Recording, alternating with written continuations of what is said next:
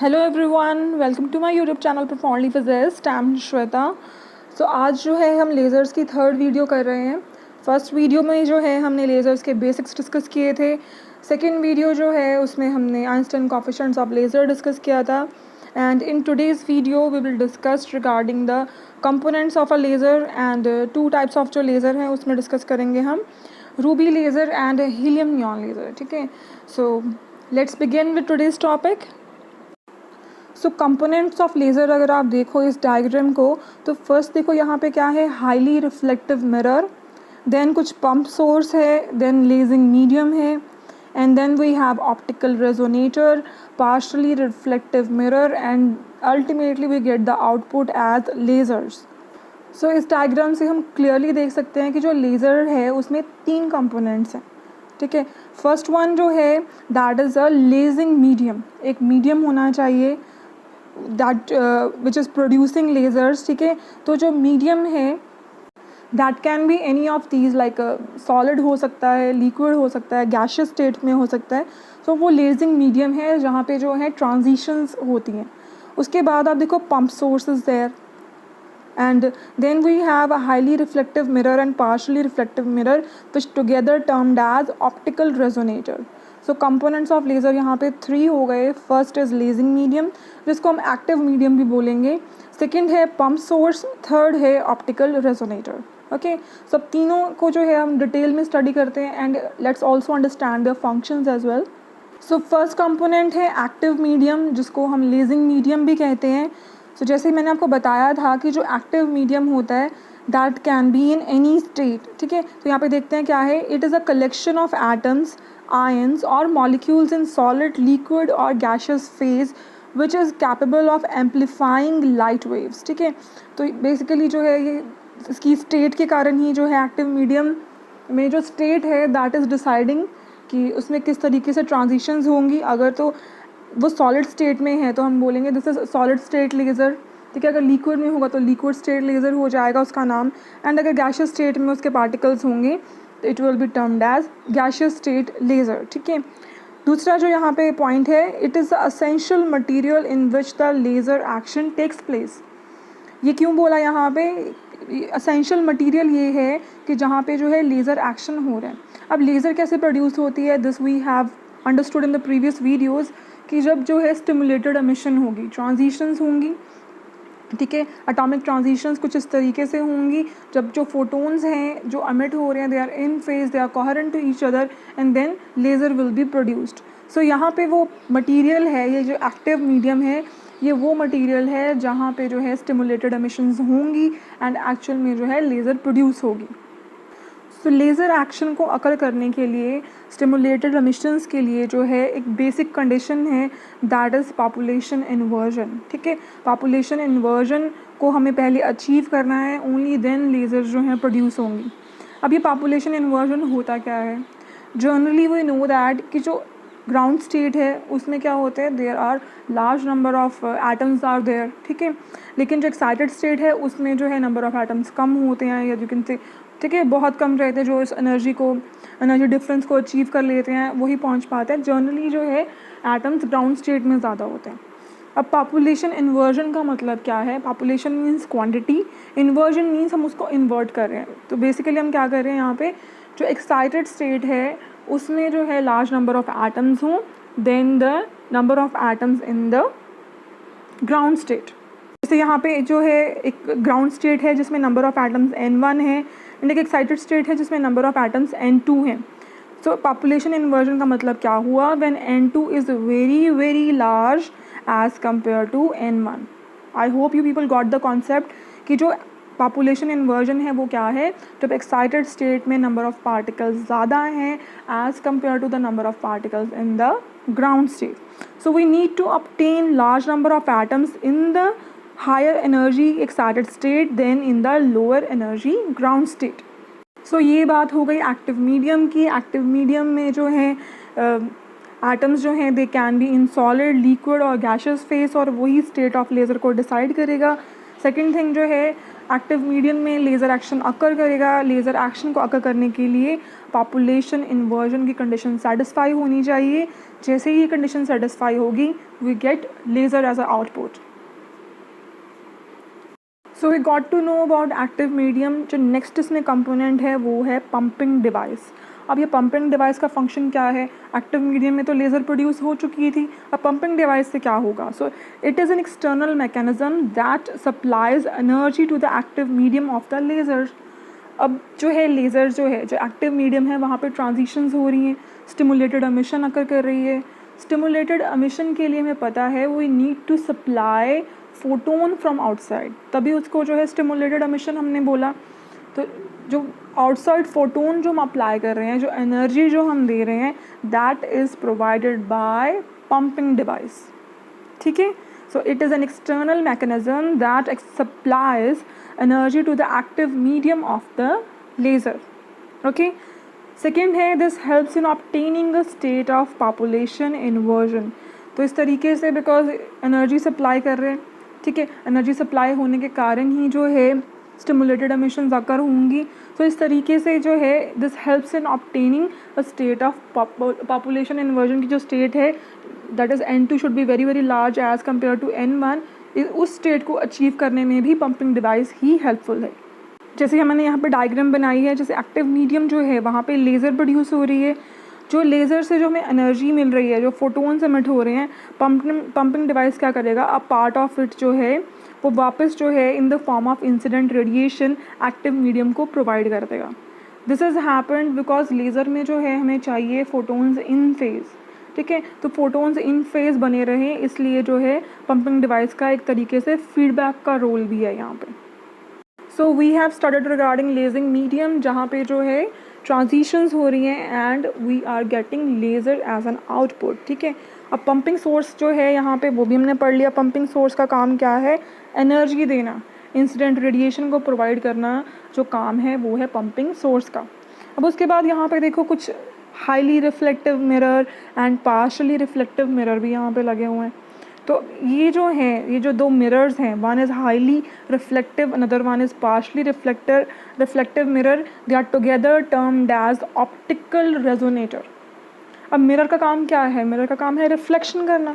तो बेसिकली यहाँ पे यही होगा, जो लेज़र में जो फोटोन्स एमिट हो रहे हैं वो क्या होंगे? वापस रिफ्लेक्टेड बैक, एंड इस तरीके से जो है इनमें रिफ्लेक्शन होगी। हाईली रिफ्लेक्टिव मिरर हमने इसलिए यूज़ किया है कि यहाँ पे 100% रिफ्लेक्शन हो।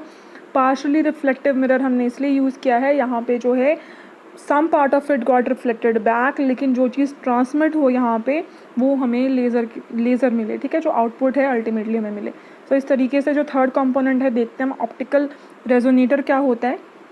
सो जो एक्चुअल फीडबैक का काम है that is done by optical resonator. So it acts like a feedback circuit and is used for sustained light amplification. अब यहाँ पे सस्टेन्ड लाइट एम्पलीफिकेशन का मतलब ये है, बिकॉज हमें एक बार तो लेज़र फर्स्ट जो है ट्रांजिशन हुई, we got through the pumping source we get laser, लेकिन हमें जो है सस्टेन्ड, हमें कॉन्टिन्यूस सप्लाई ऑफ लेज़र चाहिए, तो उसके लिए जो है हमें ये रेजोनेटर चाहिए। सो रेजोनेटर का काम क्या है? कॉन्टिन्यूस सप्लाई जो है हमें लेज़र की मिले, सस्टेन्ड लाइट एम्पलीफिकेशन मिले, ठीक है।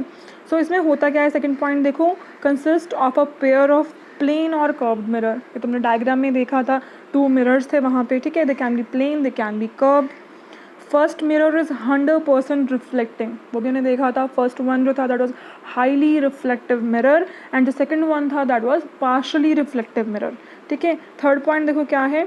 Resonator directs the photon back and forth through the active medium, bringing about photon multiplication through stimulated emission, ठीक है। सो रेजोनेटर का काम यही है कि फोटोन्स जो हैं वो रिफ्लेक्ट हों बैक एंड फोर्थ दोनों मिरर्स के बीच में, एंड अल्टीमेटली जो है फोटोन मल्टीप्लाई होते रहें और स्टिमुलेटेड एमिशन से जो फोटोन्स हमें मिल रहे हैं, ठीक है, दे गॉट फर्दर मल्टीप्लाइड और हमें जो है कॉन्टिन्यूस सप्लाई ऑफ लेज़र हमें मिले। ओके, तो कंपोनेंट्स हमें पता चल गए, दैट इज़ एक्टिव मीडियम है, ठीक है, सेकंड वन जो है that is pumping source, third one है ऑप्टिकल रेजोनेटर। अब ये तीनों कंपोनेंट्स तो हर एक टाइप ऑफ लेज़र में कॉमन होने वाले हैं, बट ये कंपोनेंट्स ही डिसाइड करेंगे कि वो लेज़र बाकी लेज़र से कैसे यूनिक है, ठीक है। सो फर्स्ट वन जो लेज़र है, जो फर्स्ट टाइप ऑफ लेज़र हम डिस्कस कर रहे हैं, that is Ruby laser. Ruby laser क्या है? It is a solid state laser. Solid state का लेज़र का मतलब क्या है? यहाँ पे जो एक्टिव मीडियम होगा वहाँ पे हम सॉलिड स्टेट की फॉर्म में क्रिस्टल को यूज़ करेंगे, फर्स्ट थिंग। सेकेंड है that produce visible light. So Ruby laser में जो लाइट प्रोड्यूस होती है, जो हमें लेज़र मिलती है, that falls in the visible spectrum. उसके बाद है it emits deep red light of wavelength 694.3 nanometer, ठीक है। सो इस तरीके से जो है इसकी वेवलेंथ की रेंज है ये।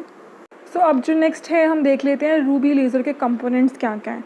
सो 3 कंपोनेंट्स में पता है that present in every type of laser, वो हैं laser medium, pump source and optical resonator. So this is the construction of Ruby laser.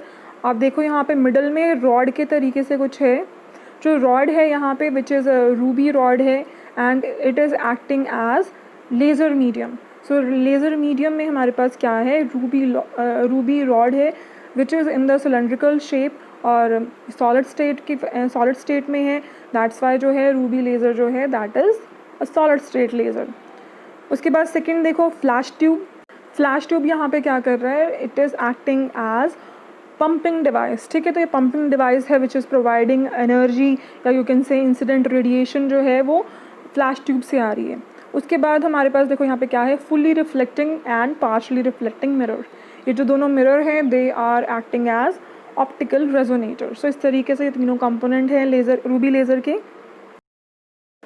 तो जो लेज़र मीडियम है दैट इज़ रूबी क्रिस्टल है। इसको कैसे लिखेंगे? Ruby is the crystal of aluminium oxide which is Al2O3 with addition of 0.03 to 0.05% of chromium oxide which is Cr2O3, ठीक है। तो जो रूबी क्रिस्टल यहाँ पे हम यूज़ कर रहे हैं दैट इज़ जो उसका फार्मूला है विच इज़ एल्यूमिनियम ऑक्साइड है, थोड़ी सी उसमें हमने डोपिंग की हुई है क्रोमियम ऑक्साइड की which is 0.03 to 0.05%। So second है यहाँ पे पंप सोर्स। पंप सोर्स में जो है population inversion is the basic condition for any laser to work and in ruby laser flash tube is used as pump source, ठीक है। तो flash tube जो है वो हमने देखा था that is a pumping source in ruby laser, और जो फ्लैश ट्यूब है that is helical xenon flash tube, ठीक है। तो फ्लैश ट्यूब इसका नाम क्या है? हेलिकल शेप में होगी ये, हेलिकल जीनॉन फ्लैश ट्यूब। सो देखो जो फ्लैश ट्यूब है यहाँ पे that is in the helical shape. Helical means in the spiral shape, ठीक है। तो स्पायरल फॉर्म में जो है यहाँ पे फ्लैश ट्यूब है। सो इस तरीके से जो है आपको MCQ में पूछा जा सकता है कि जो रूबी लेज़र है उसमें जो एक्टिव मीडियम है रूबी, उसको कौन से आयन से डोप किया गया है, ठीक है। तो आपको पता होना चाहिए that is chromium ions. Secondly आपको पूछा जा सकता है कि जो रूबी लेज़र है उसमें पंपिंग सोर्स का नेम क्या है। सो आपको पता होना चाहिए that is xenon flash tube and that is also in helical shape. Helical xenon flash tube जो है that is a pumping source of Ruby laser. So third जो कंपोनेंट है दैट इज़ ऑप्टिकल रेजोनेटर। और optical resonator जो है Ruby laser में वो क्या था?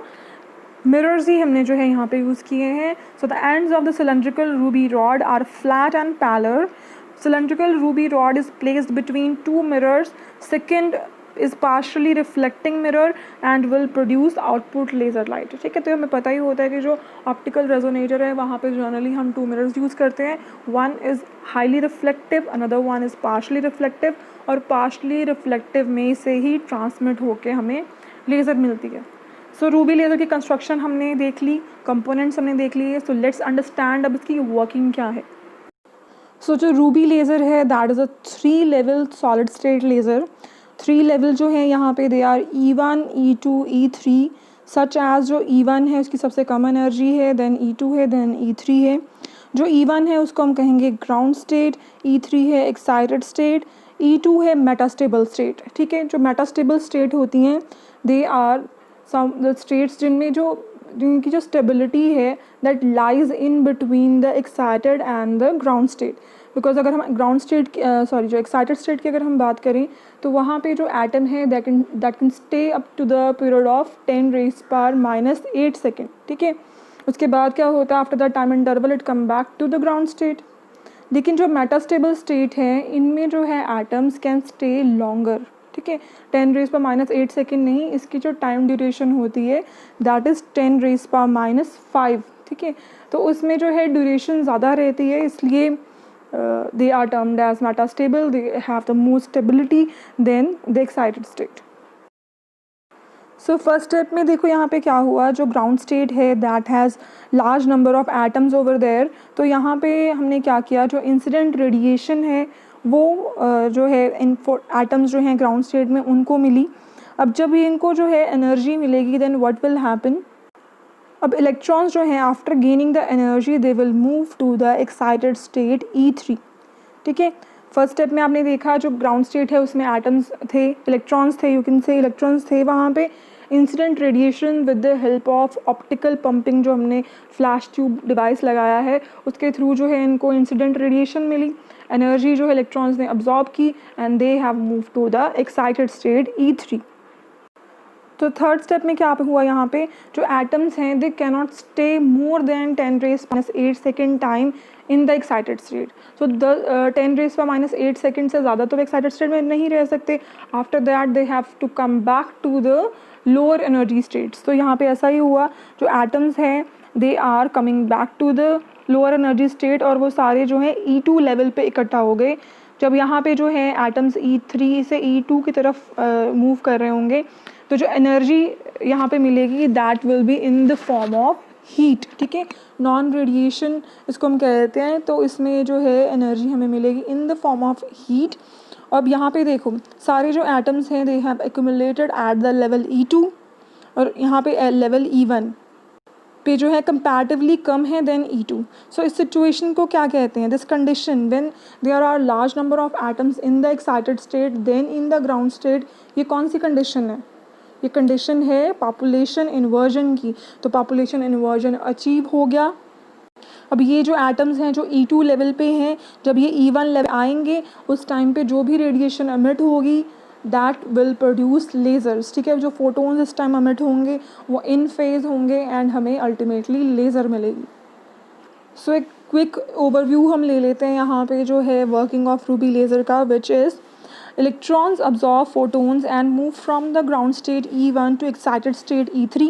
ऐसा ही हुआ था, E1 से E3 की तरफ चले गए। At E3 these excited levels are highly unstable and so the electrons decays rapidly to E2। वही था, E3 पे excited state पे ज़्यादा देर तक नहीं रह सकते, उनको वापस लेवल E2 पे वो आ गए। Transition occurs with energy difference E3 minus E2 given up as heat। जो इनमें जो एनर्जी डिफरेंस है E3 से जो E2 की तरफ जब वो आते हैं तो जो वहाँ पे आप नहीं कह सकते कि यहाँ पे हमें लेज़र मिल जाएगी, नो, बिकॉज वो स्पॉन्टेनियस एमिशन हुई है वहाँ पे, और वहाँ पे जो हमें फोटोन्स मिलेंगे they will be the energy जो है that will be in the form of heat. जो लेवल E2 है उसको हम कहेंगे मेटास्टेबल स्टेट है वो। Electrons in this level have an average life time of 5 milliseconds, ठीक है। तो 5 मिली सेकेंड्स तक जो एटम्स हैं they can stay in the metastable state. Hence population inversion can be established between E2 and E1। So population inversion achieve होने के बाद next thing क्या होती है कि हमें मिल जाती है लेज़र, ठीक है, because stimulated emissions होती हैं। So the flash from a lamp causes stimulated emission and hence result in laser output। So इस तरीके से देखो फ्लैश लैम्प से जो है हमें इंसिडेंट रेडिएशन मिली, E2 से जो वहाँ पे जो एटम्स प्रेजेंट थे उनको एनर्जी मिली, तो देन क्या हुआ, they come back to the ground state and जो एनर्जी डिफरेंस है उस डिफरेंस के फोटोन्स एमिट हुए, तो हमें यहाँ पे फोटोन्स मिल गए एज लेज़र आउटपुट। सो जो हमें लेज़र आउटपुट मिलता है रूबी लेज़र के केस में दैट इज़ नॉन कॉन्टिन्यूस, ठीक है। कॉन्टिन्यूस फॉर्म में हमें लेज़र नहीं मिलती, वो स्पाइक्स की फॉर्म में मिलती है, ठीक है। अब ये स्पाइकिंग क्यों है, यहाँ पे स्पाइक की फॉर्म में हमें जो है लेज़र आउटपुट क्यों मिली है, बिकॉज जो इनपुट प्रोवाइड कर रहे हैं हम, जो इंसिडेंट रेडिएशन है वो है फ्लैश ट्यूब, ठीक है। तो फ्लैश ट्यूब से हमें पल्स्ड इनपुट मिल रही है। फर्स्ट टाइम फ्लैश ऑन हुआ, ठीक है, फर्स्ट इंसिडेंट रेडिएशन गई, स्टिमुलेटेड एमिशन अकर हुआ, उसके कॉरस्पॉन्डिंग हमें जो है जब लेज़र आउटपुट मिली तो हमें एक स्पाइक मिल गई which is indicating laser presence. उसके बाद जैसे ही फ्लैश ख़त्म हुई वो ड्रॉप हो गई, ठीक है। सो दैट्स वाई जो है we get output in the form of spikes, ठीक है। तो जैसे यहाँ पे देखो laser output consist of an intense spike lasting from a few nanosecond to micro seconds.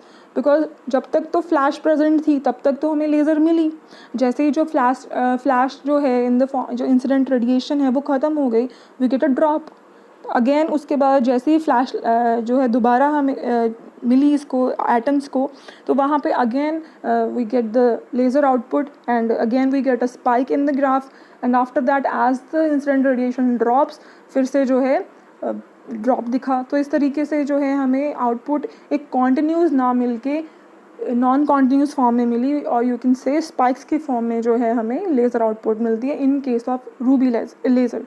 So that's all about Ruby laser. जो हमने देखा कि जो इसमें एक्टिव मीडियम है that is in the form of a rod है। Ruby क्या होता है, ठीक है, उसमें हमने क्रोमियम एटम से थोड़ी डोपिंग भी की हुई है, और उसके अलावा हमने देखा इसमें जो है ऑप्टिकल पंपिंग की जाती है through the help of xenon flash tube and then we have checked that यहाँ पे जो है ऑप्टिकल रेजोनेटर हैं जो कि मिरर्स की फॉर्म में है। जो आउटपुट हमें मिलती है रूबी लेज़र की दैट इज़ स्पाइक्स की फॉर्म में होती है, ठीक है, नॉन कॉन्टिन्यूस होती है and but it is in red colour की लाइट होती है, ठीक है, ऑफ द वेवलेंथ 6943 एंगस्ट्रॉम, ठीक है। सो एप्लीकेशंस बहुत ज़्यादा है बट जो आउटपुट है दैट इज़ वेरी लो। सो इसलिए जो है यहाँ पे रूबी लेज़र को यूज़ किया जाता है। जैसे आपने टॉयज़ देखे होंगे बच्चों के, ठीक है, उनमें जो है जनरली लेज़र होती है प्रेजेंट। सो जो लेज़र वाले टॉयज़ हैं वहाँ पे रूबी लेज़र को यूज़ किया जाता है। कॉस्मेटोलॉजी में भी जो है रूबी लेज़र का रोल है। टैटूज़ बनाने में, उनको रिमूव करने में, बेसिकली टैटू रिमूवल में जो है रूबी लेज़र को यूज़ किया जाता है। और कॉस्मेटोलॉजी में भी है, फेस पे अगर कोई मार्क्स वगैरह समथिंग है and in that thing lot of cosmetic purpose के लिए जो है रूबी लेज़र को यूज़ किया जाता है। So second laser which we gonna discuss is helium neon laser. Helium neon laser साथ में हम ये भी देखेंगे कि ये रूबी लेज़र से कैसे अलग है, जो इसमें प्रॉपर्टीज़ हैं, ठीक है, वो कैसे इसको और यूनिक और बेटर बनाती हैं than the ruby laser. So first thing है, देखो यहाँ पे it is a gas laser. Ruby laser हमने देखा था वो था एक solid state laser. Helium neon laser जो है वो एक गैस लेज़र है। तो गैस लेज़र जो होते हैं they are better than solid state lasers. Reason behind, because यहाँ पे हीटिंग हो रही है। जब हमने देखा था कि जब ट्रांजिशंस होती हैं समटाइम्स जो डेसिपेशन होती है that is in the form of heat. जो एमिशन है वो हीट की फॉर्म में है। सो जो सॉलिड स्टेट में लेज़र्स होते हैं हीटिंग के कारण, ठीक है, उनके स्ट्रक्चर डैमेज हो सकते हैं। तो इस तरीके के कोई प्रॉब्लम हमें गैस लेज़र में नहीं मिलती।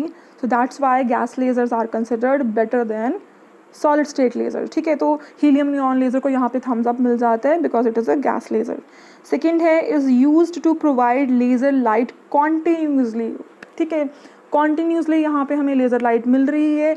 जो कि रूबी लेज़र में क्या था, वहाँ पे हमें स्पाइक्स की फॉर्म में नॉन कॉन्टिन्यूस लाइट मिलती थी, but in helium neon laser क्या है, हमें कॉन्टिन्यूस लाइट मिलेगी। इसको हम कॉन्टिन्यूस वेव लेज़र भी कहते हैं। So again a big thumbs up. इसके 2 पॉइंट्स हैं, गैस लेज़र है, ठीक है, इसलिए हीटिंग का कोई इशू नहीं है। सेकंड थिंग यहाँ पे क्या है कि कॉन्टिन्यूस वेव लेज़र है, हमें कॉन्टिन्यूस लाइट मिलेगी। कोई ऐसा नहीं होगा कि एकदम से लाइट राइज़ की, लेज़र आउटपुट राइज़ की, फिर फॉल की, राइज़ की, फॉल की, ऐसा कुछ भी नहीं होगा। कॉन्टिन्यूस वेव लेज़र मिलेगी। So we know that laser has 3 components, active medium, pumping device and optical resonator. ये 3 कंपोनेंट होते हैं लेज़र के। अब लेट्स सी कि जो हीलियम नियॉन लेज़र है उसमें इन तीनों कंपोनेंट्स में क्या क्या प्रेजेंट है। सो फर्स्ट है एक्टिव मीडियम। एक्टिव मीडियम में क्या है यहाँ पे, it is a long gas discharge tube filled with helium and neon gases in the ratio of 10:1। सो यहाँ पे एक लॉन्ग गैस डिस्चार्ज ट्यूब होगी जिसमें जो है helium and neon gases present हैं in the ratio 10:1। Means helium atoms बहुत ज़्यादा होंगे एंड नियॉन एटम्स की जो क्वांटिटी है वो कम है। जो नियॉन एटम्स हैं वही एक्टिव सेंटर्स हैं। जो नियॉन एटम्स हैं वो एक्टिव सेंटर्स हैं। इसका मतलब है कि जो नियॉन एटम्स हैं उन्हीं की ट्रांजिशन से हमें मिलेगी लेज़र। तो फिर हीलियम का क्या रोल है यहाँ पे, helium helps neon in achieving population inversion. Helium का काम है जो नियॉन में पॉपुलेशन इन्वर्जन को अचीव करवाना, जो कि बेसिक कंडीशन है लेज़र की, ठीक है। सो इन तरीके से जो है हीलियम नियॉन लेज़र जो है, ठीक है। तो बट यहाँ पे क्वेश्चन मैंने देखा था, सम स्टूडेंट्स वर आस्किंग कि वाई नॉट सेपरेटली, ठीक है, सिर्फ हीलियम लेज़र क्यों नहीं यूज़ किया, सिर्फ नियॉन क्यों नहीं यूज़ किया, why we have combined them. तो इन दोनों को कंबाइन क्यों किया? अब रूबी ठीक है सिंगल क्रिस्टल था, थोड़ी सी डोपिंग की उसे कोई लिया, बट यहाँ पे दो गैसेस को क्यों मिक्स किया, एक सिंगल के बेसिस पे क्यों नहीं लिया हमने? सो यहाँ पे रीज़न ये है कि जो हीलियम एटम है, हीलियम एटम के जो ट्रांजिशंस हैं उनमें लेज़र नहीं प्रोड्यूस होती, जो एनर्जी डिफरेंस है वो उतना सफिशेंट नहीं है कि लेज़र कॉज कर सके, तो हीलियम लेज़र नहीं हो सकता। सेकंड है यहाँ पे नियॉन एटम्स की अगर हम बात करें, तो नियॉन एटम्स में जो फोटोन्स हैं वहाँ पे लेज़र ट्रांजिशंस तो हैं, जो एनर्जी लेवल्स हैं वो सही जगह प्लेस्ड हैं, लेकिन उनके पास सफिशेंट एनर्जी नहीं है। समझे ना बात? जो हीलियम एटम है वहाँ पे जो ट्रांजिशन के लिए गैप है, ठीक है, E1 E2 गैप पॉसिबल है, ट्रांजिशन पॉसिबल है, लेकिन वो लेज़र नहीं प्रोड्यूस करने वाली। नियॉन में क्या है, एनर्जी लेवल तो हैं लेकिन उनके पास इतनी एनर्जी नहीं है कि वो जो एक्साइटेड स्टेट तक मूव कर सकें, वहाँ से वापस ग्राउंड स्टेट तक आ सकें। तो इसलिए ये कॉम्बिनेशन वर्क करता है हीलियम नियॉन का। हीलियम क्या करता है, helium provide energy to neon atoms. Helium खुद एक्स्ट्रा एनर्जी गेन करके थ्रू कोलिजन नियॉन एटम्स को वो एनर्जी प्रोवाइड करता है ताकि वो एक्साइटेड एटम्स तक मूव कर सकें, उसके बाद पॉपुलेशन इन्वर्जन अचीव होता है और हमें लेज़र मिलती है। सो इस तरीके से हीलियम नियॉन लेज़र बनता है। सो यहाँ पे क्वेश्चन भी फॉर्म होता है, दैट इज़ कि जो हमें हीलियम नियॉन लेज़र के केस में जो हमें आउटपुट मिल रही है, लेज़र आउटपुट मिल रही है, वो कौन से एटम की ट्रांजिशन के कारण है? हीलियम एटम ट्रांजिशन के कारण लेज़र मिल रही है, नियॉन के कारण मिल रही है, या फिर दोनों को कंबाइन करके मिल रही है? ठीक है, तो यहाँ पे जो हमें लेज़र आउटपुट मिल रही है that is happening just because of a transition of neon atoms. Neon atom की ट्रांजिशन के कारण ही हमें जो है लेज़र मिलती है। बस जो हीलियम एटम है वो हेल्प कर रहे हैं उनको एक्स्ट्रा एनर्जी प्रोवाइड करके। वो बाकी सब हम देखते हैं वर्किंग में कि कैसे एनर्जी प्रोवाइड करते हैं। सो सेकेंड पॉइंट है यहाँ पे पंपिंग डिवाइस। तो रूबी लेज़र में हमने देखा था ऑप्टिकल पंपिंग थी, फ्लैश ट्यूब थी। यहाँ पे जो है pumping device high voltage DC power. ठीक है, हाई वोल्टेज डीसी पावर से हमें ये बेनिफिट होगा कि हमें continuous supply of incident radiation मिल जाएगी। Continuous supply of incident radiation मिलने से हमें कॉन्टिन्यूस आउटपुट लेज़र मिलेगी। ठीक है, सो पंपिंग डिवाइस देखो क्या है, helium atom is pumped to excited state by electrical discharge. So high voltage DC power is used as pumping device. और इन अनदर वर्ड्स हम ये भी कह सकते हैं कि जो हीलियम नियॉन लेज़र है उसमें इलेक्ट्रिकल पंपिंग होती है। रूबी लेज़र में ऑप्टिकल पंपिंग होती है, हीलियम नियॉन लेज़र में इलेक्ट्रिकल पंपिंग होती है, which is done with the help of high voltage DC power. तो थर्ड कंपोनेंट है रेजोनेटर। रेजोनेटर में हमें पता है कि मिरर होते हैं। सो यहाँ पे क्या है, glass tube is placed between two parallel mirrors. जो हमारे पास ग्लास ट्यूब थी जिसमें हमने जो है हीलियम नियॉन गैस फिल की हुई है, तो उसको रखा है बिटवीन टू पैरेलल मिरर्स। ठीक है, जो लेफ़्ट मिरर होगा वो होगा पार्शली सिल्वर्ड और उससे जो है हमें आउटपुट मिलेगी। एंड जो राइट साइड मिरर होगा दैट इज़ फुली सिल्वर्ड और उस that just acting like a high reflector. So this is how helium neon laser looks like. जो सेंटर में है ग्लास ट्यूब है, वहाँ पे हीलियम नियॉन गैस का मिक्सचर है, हमें पता है the mixture is in the ratio of 10:1 और ये ग्लास ट्यूब है दैट्स। और उसके बाद जो यहाँ पे टू मिरर्स हैं, first one is output coupler, second is high reflector. जो आउटपुट कपलर है वहाँ से हमें लेज़र आउटपुट मिलेगी। एंड जो डीसी पावर सप्लाई है that is electrical pumping device. So after construction जो है हम वर्किंग देख लेते हैं इसकी क्या है। So high voltage DC produces energetic electrons that travel through the gas mixture which is mainly comprised of helium atoms। ठीक है, तो पंपिंग डिवाइस था, पंपिंग डिवाइस से जो है हमें इलेक्ट्रॉन्स मिले which are of very high energy.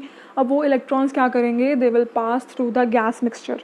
अब गैस मिक्सचर में क्या प्रेजेंट है, helium neon in the ratio of 10:1, मतलब ज़्यादा तो वहाँ पे जो है हीलियम एटम्स ही हैं। तो हीलियम एटम ज़्यादा होने के कारण they will get more energy. So hence some of the energy is transferred to helium atom which they absorb and moves to the excited state। helium atom ज़्यादा थे इसलिए उनको एनर्जी मिली और एनर्जी गेन करने के बाद what happened, they move to the excited state। So first देखो यहाँ पे क्या है, जो हीलियम है, ठीक है, हीलियम पे जो high speed energetic electrons fall हुए थ्रू इलेक्ट्रिकल पंपिंग, और उसके बाद जब इनको एनर्जी मिल जाएगी हीलियम एटम्स को, then what will happen, they will move to the excited state. अब यहाँ पे टू एक्साइटेड स्टेट्स आ रही हैं। F3 जो है यहाँ पे वो है मेटास्टेबल स्टेट, F5 जो है that is excited state. So after gaining energy जो इलेक्ट्रॉन्स हैं, some of them will move to the metastable state and some of them will move to the excited state.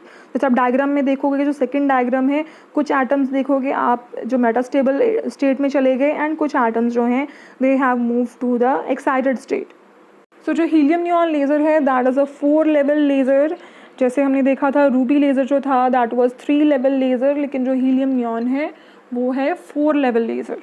तो हमने अभी तक क्या किया, हाई एनर्जी जो है electrons जो है they are absorbed by helium atoms. Some of the helium atoms have moved to the metastable state and some of them have excited to the excited state. So जो metastable state में अब electrons हैं वो क्या करेंगे, ठीक है। जो मेटास्टेबल स्टेट में जो हीलियम एटम्स हैं they can not come to the ground state by spontaneous emission, because हमें पता है जो मेटास्टेबल स्टेट होती हैं उनमें जो है टाइम जो है वहाँ पे एटम्स को ज़्यादा मिल जाता है, सो इसलिए they do not come back with the help of spontaneous emission. तभी तो जब हमने रूबी लेज़र में पढ़ा था मेटास्टेबल स्टेट और ग्राउंड स्टेट के बीच में पॉपुलेशन इन्वर्जन अचीव हुआ था, बट यहाँ पे जो है स्पॉन्टेनियस एमिशन तो हो नहीं सकता। पॉपुलेशन इन्वर्जन यहाँ पे अचीव अगर कर भी ले तो लेज़र नहीं हमें मिलने वाली। तो अब ये जो हीलियम एटम जो कि मेटास्टेबल स्टेट में प्रेजेंट है, अब उनका क्या यूज़ है। तो यहाँ पे क्या करेंगे, they will move with the second option neon 1, क्योंकि वहाँ पे अगर हम देखें कुछ जो एनर्जी लेवल जो हैं जो मेटास्टेबल स्टेट्स हैं हीलियम की, they are almost equal to the states of neon atom. दोनों सेम एनर्जी लेवल पे लाई कर रहे हैं। जो मेटास्टेबल स्टेट हैं हीलियम की एंड नियॉन की, they are lying at the almost same energy difference, ठीक है। तो इसलिए जो है ये जो नियॉन एटम है क्या करेंगे, यहाँ पे जो हीलियम एटम है sorry, they can come to the ground state by transferring their energy to the lower state electrons of neon atoms. समझ गए ना आप। इंस्टेंट रेडिएशन आई, हीलियम एटम एक्साइट हुए, कुछ गए मेटास्टेबल स्टेट पे, कुछ गए एक्साइटेड स्टेट पे। एक्साइटेड स्टेट वाले तो ऑन इट्स ओन जो है स्पॉन्टेनियस एमिशन करके वापस आ जाएंगे मेटास्टेबल स्टेट पे। अब जो मेटास्टेबल स्टेट पे इकट्ठा हो गए हैं इतने एटम्स, वो क्या करें, अगर वो स्टिमुलेशन मिशन के थ्रू वहाँ पे वर्क नहीं कर सकते, क्योंकि जो एनर्जी डिफरेंस उतना नहीं है कि हमें यहाँ पे लेज़र मिल जाए। तो अब जो वहाँ पे एटम्स इकट्ठा हुए हैं वो क्या करें, ठीक है। So they have second choice. Second choice क्या है कि वो कोलिजन के थ्रू अपनी एनर्जी जो है वो नियॉन एटम्स को दे दें एंड खुद ग्राउंड स्टेट पे वापस आ जाएं। दैट कैन तो this is what happening here. जो एटम्स यहाँ पे हीलियम में एक्साइटेड स्टेट पे हैं वो क्या करेंगे, they collide with the neon atoms और नियॉन एटम्स को कोलिजन के थ्रू एनर्जी दे देंगे। Helium electrons colliding with the ground state electrons of neon.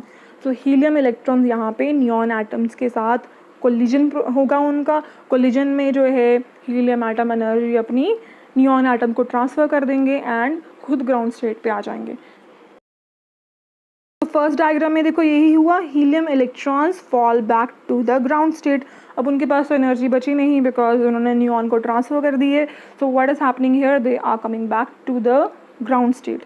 अब नियॉन की तरफ देखो क्या हुआ है, नियॉन एटम्स को तो अब एनर्जी मिल गई है। So what will happen here, they will move to the excited states, ठीक है। तो अपनी एक्साइटेड स्टेट या मेटास्टेबल स्टेट की तरफ जो है नियॉन एटम्स मूव करने लग जाएंगे। अब यहाँ पे हमने एक बात पढ़ी थी इन द बिगनिंग कि जो हीलियम एटम्स हैं वो है ज़्यादा, their number is more than the number of neon atoms. तो ज़्यादा हीलियम एटम होने के कारण जो नियॉन है एटम्स उनको ढेर सारी एनर्जी मिलती रहेगी, ठीक है। सो दैट्स वाई जो है यहाँ पे मेटास्टेबल स्टेट में ऑलमोस्ट सारे नियॉन एटम्स पहुँच जाएंगे। और ये हमें पता है कि अब क्या होगा जब मेटास्टेबल स्टेट में large number of atoms are there as compare to the ground state, तो हमारी जो कंडीशन है पॉपुलेशन इन्वर्जन की वो अचीव हो जाएगी। सो जैसे ही पॉपुलेशन इन्वर्जन की कंडीशन अचीव हुई, स्टिमुलेटेड एमिशन होगा और हमें laser finally we will get the laser. So neon atoms देखो यहाँ पे क्या हो रहा है, they are coming back to the lower energy states और दे आर एमिटिंग जो एनर्जी डिफरेंस है उसके कॉरस्पॉन्डिंग यहाँ पे रेडिएशंस एमिट हो रही हैं, ठीक है। तो ये जो अलग स्टेट्स हैं, जो एक्साइटेड स्टेट से ग्राउंड स्टेट की तरफ हैं, वो जो हैं they are some another sort of radiations. लेकिन जहाँ पे जो है मेटास्टेबल स्टेट और ग्राउंड स्टेट के बीच में जो रेडिएशंस एमिट होंगी that will produce laser. So neon electrons releasing photon while falling to the lower energy state. So इस तरीके से जो है जो नियॉन एटम है with the help of helium atom laser output हमें मिलती है उसके थ्रू। सो एक्टिव मीडियम का काम हो गया, वहाँ पे ट्रांजिशंस होनी थी। ट्रांजिशंस कैसे हुई? With the help of electric pumping, जिन्होंने हाईली एनर्जेटिक इलेक्ट्रॉन्स प्रोवाइड किए हीलियम एटम को, तभी जो है वो नियॉन एटम्स को एनर्जी प्रोवाइड कर पाया एंड ट्रांजिशन के कारण लेज़र हमें मिली।